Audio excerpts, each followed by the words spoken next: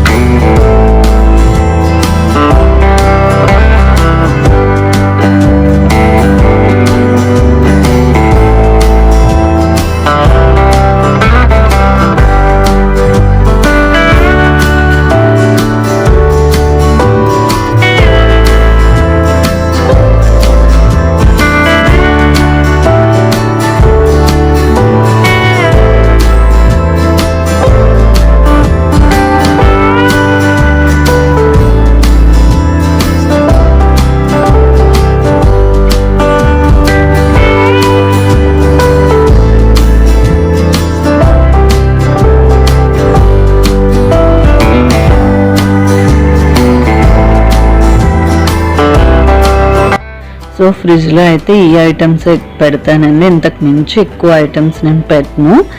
And బయట fridge outdoor కూడా నేను క్లీన్ చేసుకుంటున్నాను అనమాట నీట్గా.